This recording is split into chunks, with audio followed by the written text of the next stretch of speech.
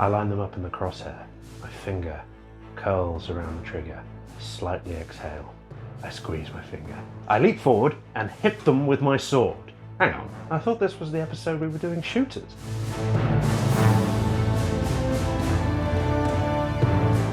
When I was a little lad, I loved the idea of sword fighting in close combat. The close combat it represents is behind so much of what's current today. Our fantasy books, our TV shows, our movies. And as we look at cultures all around the world, particularly those with a martial history, we see the sword venerated as a symbol of honor, a symbol of a better form of combat. And even when we write sci-fi, the lightsaber, a laser sword, an elegant weapon from a more civilized age, is so much more iconic than its shooty counterpart, the blaster. In short, it comes down to this. When we think about close combat with melee weapons, it generates so many feelings from deep inside us. It's evocative and sometimes oddly meaningful. Our cultural relationship with this form of combat is baked into our gaming history as well. And as games have developed and developed, the sword play, the combat has come along leaps and bounds with them, and it's brought along the ideas and motifs with it. Guns are seen as something very current, violent and brutal. Swords and melee combat have this feeling of romance and chivalry and legend. Many games have got some representation of melee combat, with fists, swords, axes, spears.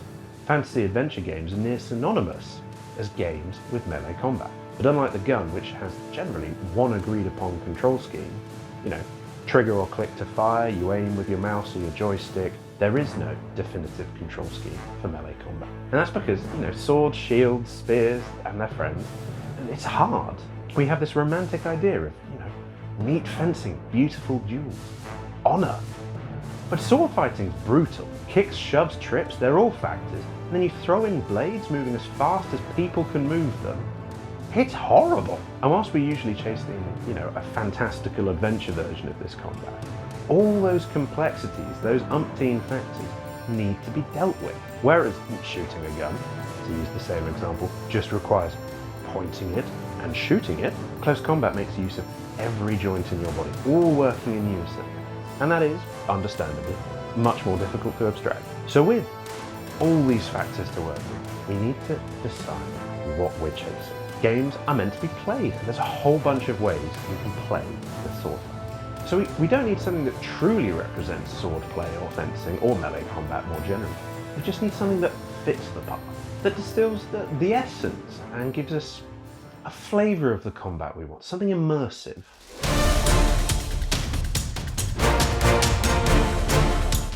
Skyrim is, for many people, the quintessential fantasy RPG. A huge map to explore, fantastic world building, something you really feel you can be a part of. And it still gets played now, despite being old enough to be quite a nice scotch, and it's certainly aged like one. I think it's worth having a look at how Skyrim does its combat. And to do that, we're going to hand over to Toby and Josh, who love Skyrim so much that they once got close to modding in an entire extra storyline into the game. Yes, that's vaguely true, isn't it? I love Skyrim. Was it you who stole my memories? Skyrim gives us control of two hands, a right hand and a left hand. You have a choice of what weapons you put in each hand, or spells. You can add on to that power attacks and shoves. And then also give yourself different perks when you level up that tweaks certain values of your attacks. Combat revolves around managing your stamina, reducing damage from enemy attacks, or pushing in with a well-timed shove. You're also able to utilise sneak attacks and manoeuvring around the battlefield to take advantage of the terrain and broaden the gameplay experience. But how does it feel? It's a little kind of simplified. It's just you mash some buttons, you come in, you don't often think about using all your different tactical abilities, really. All in all, it feels a little bit bland. It's not bad, but it's not good. There we go, the quintessential fantasy adventure game. That's how it does swords. Video over, right?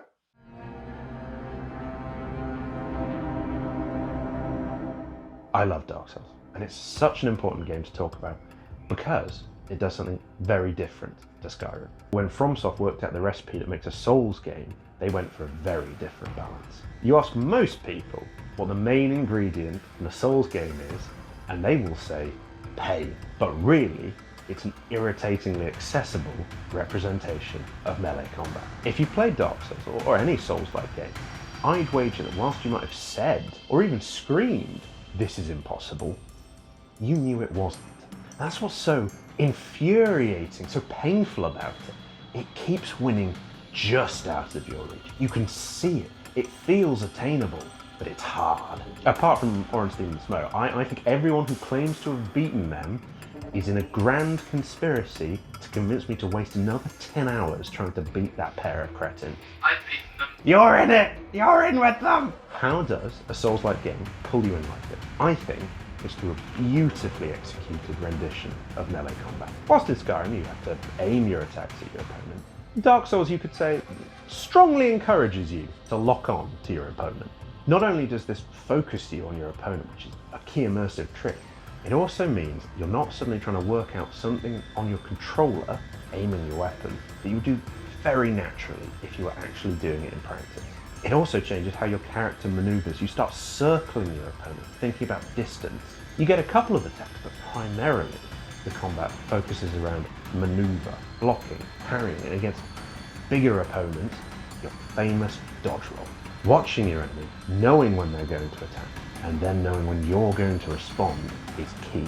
In theory, you can do every part of the loop perfectly, and that's what pulls you in. Dark Souls' fairly simple control scheme focuses you on the combat, and those little things you did wrong that cost you the health you needed to get to the next bonfire. Couple this with fantastic level design that means you're usually fighting things just a step above what you can comfortably deal with. It gives a beautiful representation of the melee. And that's what it builds the game around, right? It's got beautiful theming, surprisingly deep lore, but the filling of the Dark Souls pie is its combat. It's painfully slow and earned. It takes ages to learn. Dark Souls isn't about feeling like a superhuman, it's about striving and eventually seeing a reward. But what if you want to feel like a superhero?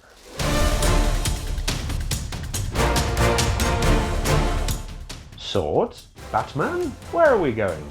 Granted, an unusual choice, but I think it shows something about close quarters combat so beautifully. In Dark Souls, the game's so intense and focused. Scenarios with multiple enemies usually devolve into a slash fest where everything dies in one or two hits, or in a painfully intense scenario where a single misstep spells death. In the Batman Arkham games, multiple enemies are the standard, and it feels epic. The games make a huge point about how you navigate spaces, sneaking around, how you use the grapple gun to move between places. It's a massive part of how it gives you interesting choices to make and problems to solve. I'm honestly not quite sure how it actually does it, but the way you can move from thug to thug, building up a series of strikes, it really makes you feel like you're something. It gives you the feeling that you really have mastered hand-to-hand combat and you really are spectacular at it. Its approach to combat makes you feel like Batman, like the Dark Knight, and it's awesome. And that's part of what we're looking for with close combat. Our stories are full of people who've studied and studied their martial art, and they can just wade through us plebs who haven't. And the Batman Arkham games bring that aspect of our fantasy of combat straight to our hands. But to do that, it does have to do some work in the background for you. I kind of know I've had a bit of a hand stringing those attacks together. A single button lets you block. And it doesn't matter the reach of your opponent's weapon or the angle it comes from. If your block is strong enough, you block. And then if it's not, you die. So what about a game that tries to give you as much control as it possibly can? To be as lazy with its lifting as it can possibly be?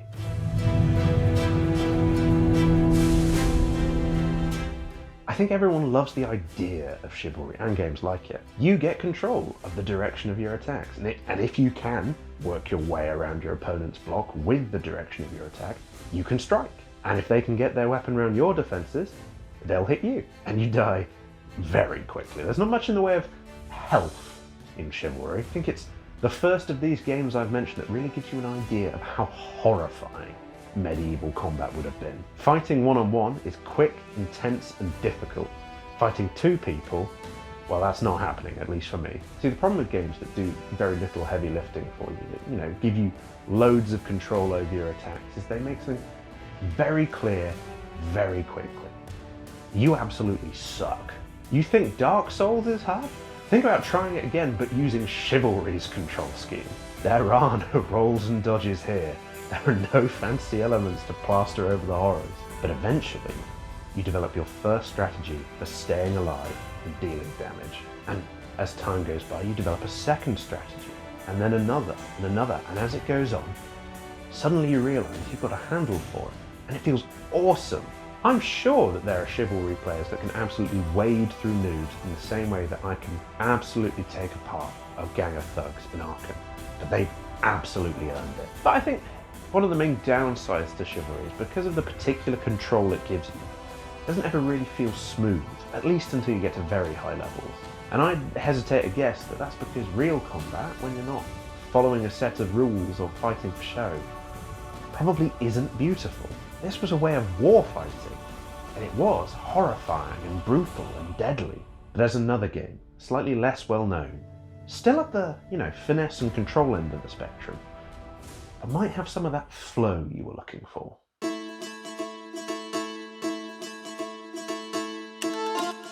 Hellish Quart is set in 17th century Poland, and its combat is built of real motion capture recordings of students of heritage European martial arts. It doesn't quite give you the freedom of direction of attacks of Chivalry, but it instead abstracts them down to 4 directions, either the button pad on the controller or the keys on the keyboard.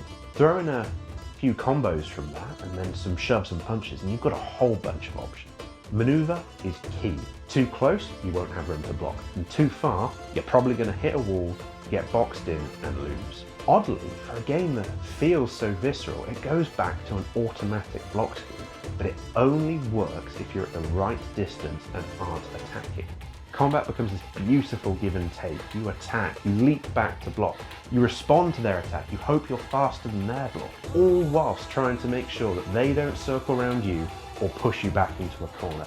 It's wonderful. It does make some sacrifices to do this. Its scheme wouldn't work for any of the other games we've mentioned, but to give you the experience of sword fighting, the parry riposte, parry again, the back and forth, I've played nothing like it. The first time I spun it up, I lost again and again and again and again. But each time I felt like I learned something new. I tried a new way of doing the combat, and I was rewarded with a few beautiful streams of sword fighting. And unlike in Batman Arkham Asylum, where you sometimes feel like you had a little bit of a hand in producing that series of play, in Hellish Quart you feel like you absolutely earned that series of back and forth. Do I think it's perfect? No. None of these games are perfect. But none of them are bad either. Hellish Quart wouldn't work with any of the other games. Dark Souls would be terrible with Arkham's combat, and Arkham's combat would be terrible with Dark Souls combat. Skyrim with Chivalry's precise direction-based attacks, it would overshadow everything else that Skyrim is, and Chivalry with Skyrim's combat would be barely a game at all. And actually, I absolutely love that. Just as I take my fancy with the gritty darkness of Gemmell, the hopeful heroism of Tolkien, and the raw characterization of Sanderson, I'll take my fantasy games in different flavours too. I love each of these games, and each of them has a great, not perfect, but great representation of combat that fits what the game is trying to do. I want the awesome feelings that flowing combat gives you, the tense realism and freedom of Chivalry-like combat, the heroic fantasy pulp fights and the endless grind. All of them are games that, like so many others, make up the sword in the machine.